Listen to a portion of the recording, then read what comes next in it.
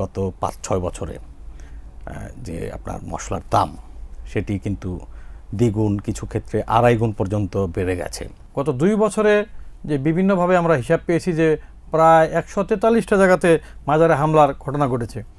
সরকার যে সিদ্ধান্তটা নিতে চাচ্ছেন আর কি, ইতোমধ্যে শিক্ষামন্ত্রী এটা ঘোষণা করেছেন যে ২০২৭ সালের জানুয়ারি মাসেই উনি এসএসসি পরীক্ষা নিয়ে নিতে চান আর কি।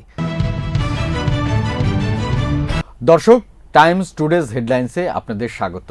সঙ্গে আছি আমি আরিফুল ইসলাম মিঠু। ব্যস্ততার কারণে যারা দৈনিক পত্রিকা পড়তে পারেন না তাদের জন্যই এই বিশেষ অনুষ্ঠান। এই অনুষ্ঠানে টাইমসে প্রকাশিত গুরুত্বপূর্ণ সংবাদগুলো নিয়ে আমরা প্রতিবেদকদের সঙ্গে বিস্তারিত আলোচনা করি। মশলা, বিশেষ করে মাংসে ব্যবহৃত যে গরম মশলা জাতীয় যে মশলাগুলো আছে, সেই মশলাগুলোর ব্যবহার প্রায় অর্ধেকের দিকে নেমে এসেছে। তো এই বিষয়ে কথা বলছেন আমাদের বিজনেস এডিটর মাহফুজুল্লাহ বাবু। বাবু, মোটামুটি মশলার যে ব্যবহার, এটা 2023-এর দিকে কেমন ছিল, এখন কেমন, ট্রেন্ডটা আসলে?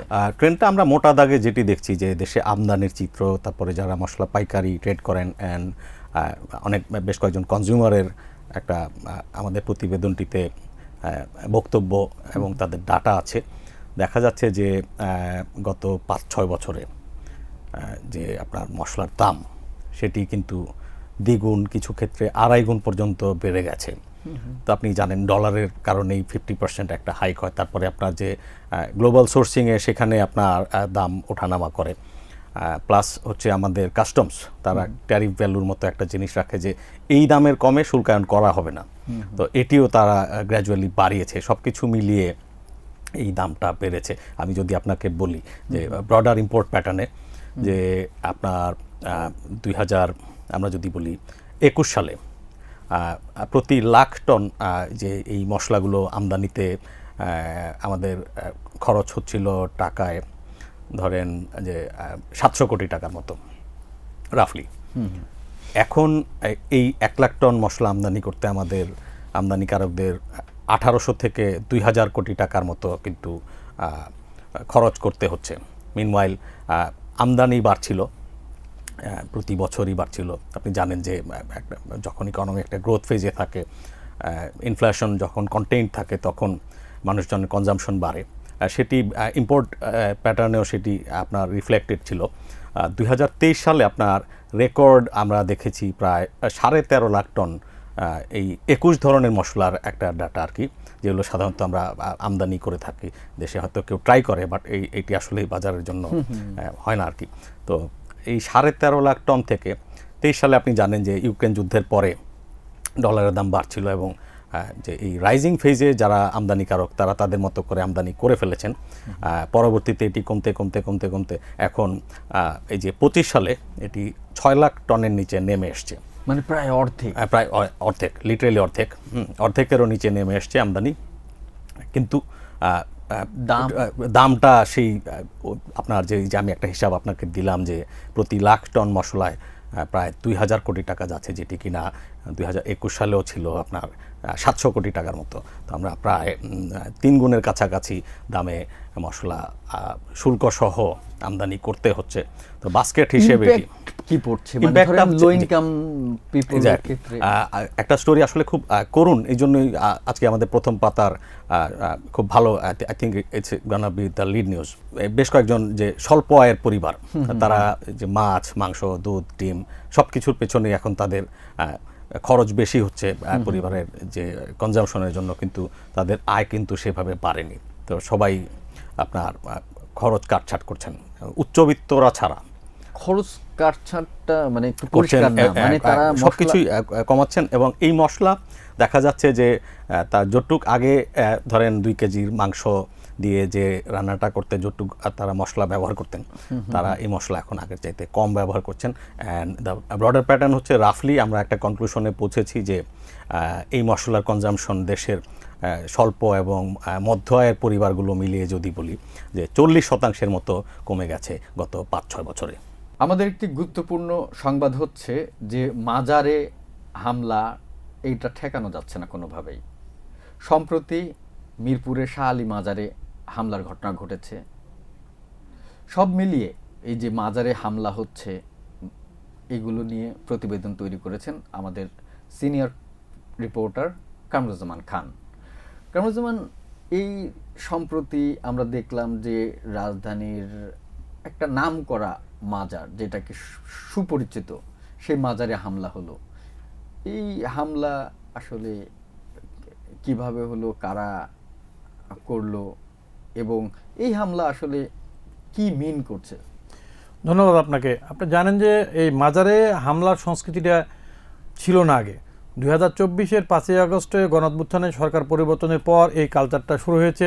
গত 2 বছরে যে বিভিন্নভাবে আমরা হিসাব পেয়েছি যে প্রায় 143টা জায়গাতে মাজারে হামলার ঘটনা ঘটেছে।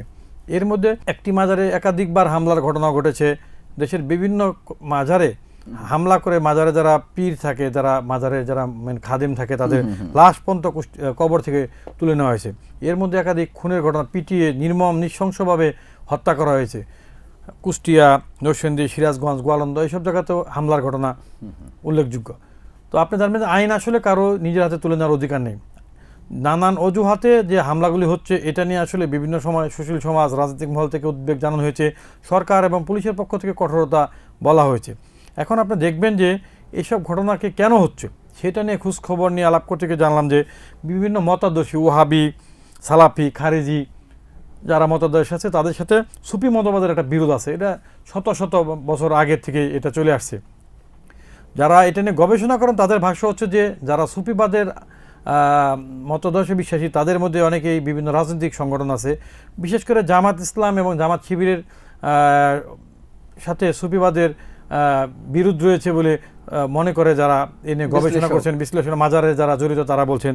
যারা ওহাবি মতাদর্শের তারা এখন যেহেতু রাষ্ট্র ক্ষমতা 5 আগস্টের পর থেকে তারা বিভিন্নভাবে পাওয়ার প্র্যাকটিস করেছে, সেই অজুহাতে তারা ওই মতাদর্শের বিরুদ্ধে যে ক্ষোভ, সেই ক্ষোভের বহিঃপ্রকাশে ধর্মীয় অবমাননার অভিযোগ, মাজারে গান বাজনা, অশ্লীল অসামাজিক কার্যক্রম হয় এইসব অভিযোগ তুলে হামলাটা করা হচ্ছে।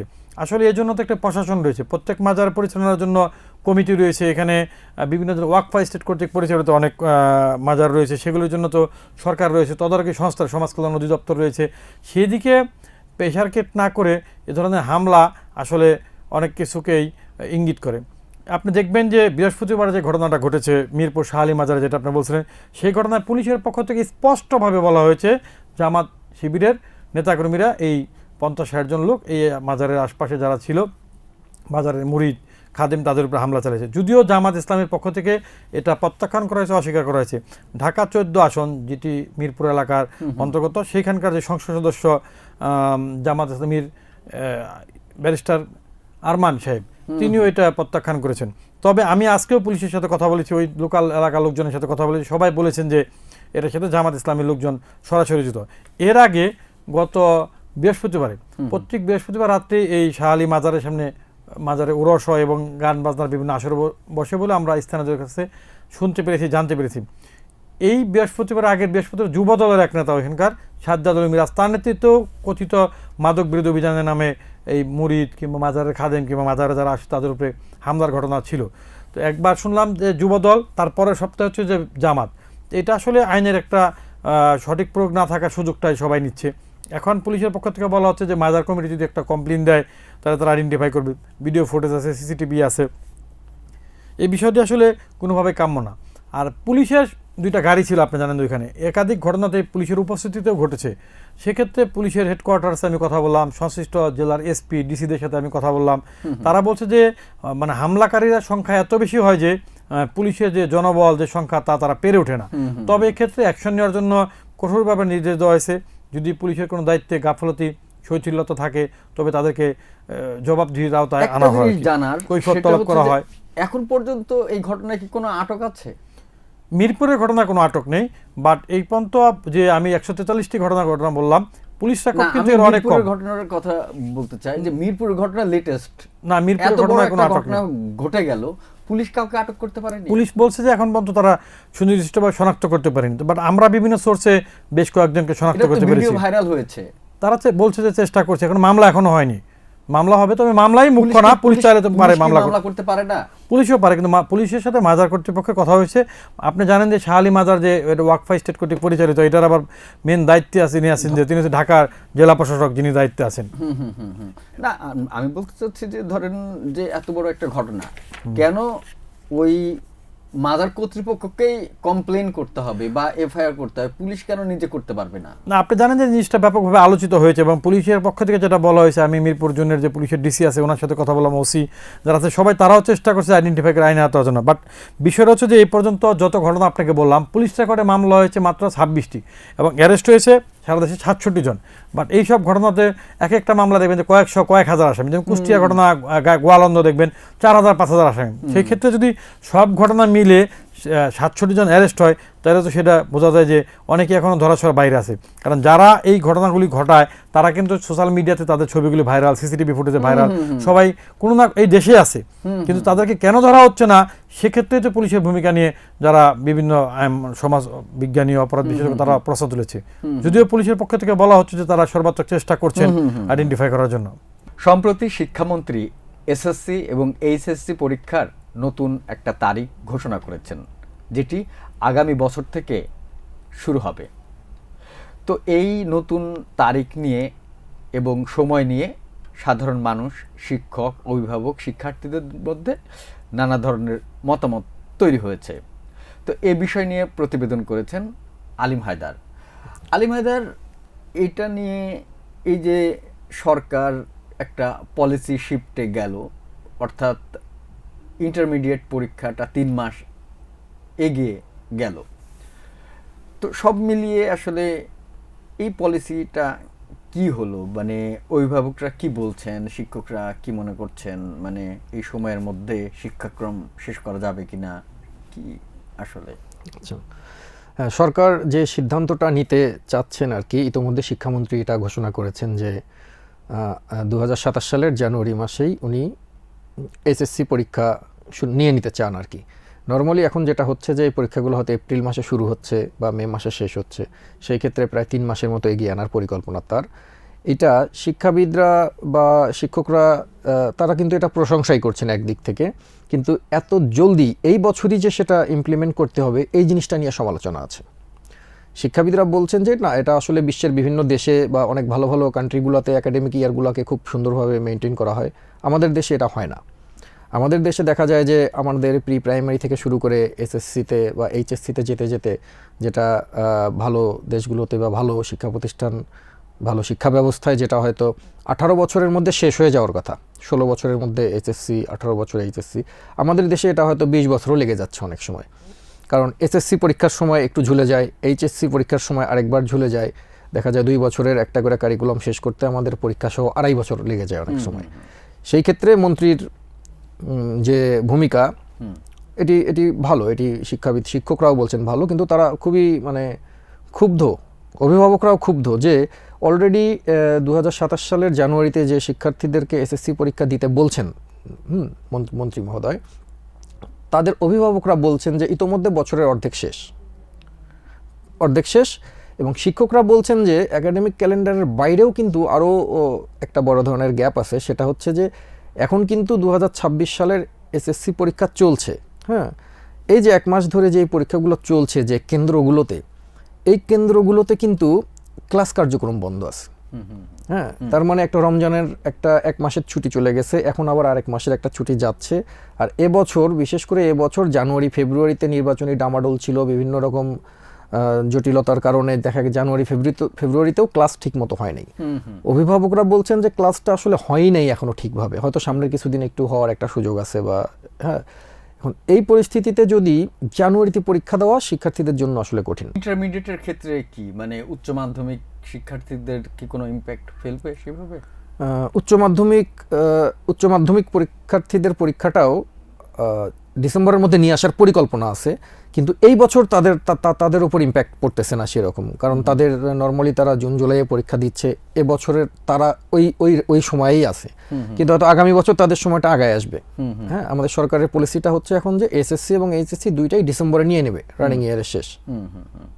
কিন্তু মানে এই ইন্টারমিডিয়েট এবং এসএসসি যে পরীক্ষা এটা আগায় নিয়ে আসছে, এতে ইউনিভার্সিটি পরীক্ষা কি কোনো ইম্প্যাক্ট ফেলবে, বা ইউনিভার্সিটিতে ভর্তির ক্ষেত্রে সেগুলো? হ্যাঁ, অবশ্যই ইউনিভার্সিটিতে ভর্তির ক্ষেত্রে এখানে ইম্প্যাক্ট পড়বে। ইউনিভার্সিটিতে দেখা যাচ্ছে যে আমাদের নর্মালি যে এখন থেকে আরও যারা কয়েক বছর আগে ভর্তি হতো তাদের হয়তো ভর্তি পরীক্ষাই হতো জুন জুলাইয়ে, ক্লাস শুরু হতে হতে হতে সেপ্টেম্বর অক্টোবর, সেটা কিন্তু কিছুটা আগে আসতেছে, ধীরে ধীরে সময়ের সাথে সাথে এটা আগে আসতেছে। এবং যদি এটা ডিসেম্বরের মধ্যে পরীক্ষা শেষ হয়, হয়তো দেখা যাবে জানুয়ারি ফেব্রুয়ারির মধ্যে রেজাল্ট হয়ে গেলে মার্চ নাগাদ হয়তো বিশ্ববিদ্যালয়েরও সেশন শুরু হয়ে যাবে। হ্যাঁ, এটা একদিক থেকে ভালো যে বিশ্ববিদ্যালয় একটা শৃঙ্খলার মধ্যে চলে আসতেছে তখন। হ্যাঁ, আবার অন্য দিক থেকে প্রাথমিকভাবে অনেকে ভাবছেন যে এটা হয়তো বিশ্ববিদ্যালয়ে আবার সেশন জটের একটা চাপ সৃষ্টি হতে পারে শুরুতে, কিন্তু এটা দীর্ঘমেয়াদী হবে না, এটা হয়তো প্রথম একটা বা দুইটা ব্যাচের জন্য এটা হবে, এরপর এটা আসলে এটা মানে পলিসিটা ভালো, কিন্তু এটা ইনক্রিমেন্টালি নিলে ভালো হতো। ধরেন এই বছর মানে ফেব্রুয়ারিতে, তারপরের বছর জানুয়ারি। জি জি জি, রাইট রাইট। যেমন ডাইরেক্ট এপ্রিল থেকে জানুয়ারিতে আসাটা আসলে কঠিন হয়ে গেছে আর কি। হ্যাঁ, শিক্ষাবিদরাও বলছিলেন যে সিদ্ধান্তটা খুব সুন্দর, কিন্তু এই 3 মাসের যে লার্নিং গ্যাপ, এটা একাডেমিক ক্যালেন্ডারে এটা কোনোভাবেই পূরণ করা সম্ভব না। হয়তো কারিকুলাম আপনাকে শর্টকাট করতে হবে অথবা সিলেবাস শর্টকাট করতে হবে, যে প্রক্রিয়াতেই আপনি যান এটা ক্ষতি হবে আসলে শিক্ষার্থীর মানে লার্নিংয়ের ওপর। তো এটা যদি একটু ধীরে সুস্থে সময় করে আসা যাইতো তাহলে এটা ওভারঅল আসলে সবাই লাভবান হতে পারতো। ধন্যবাদ আলিম হায়দার আপনাকে।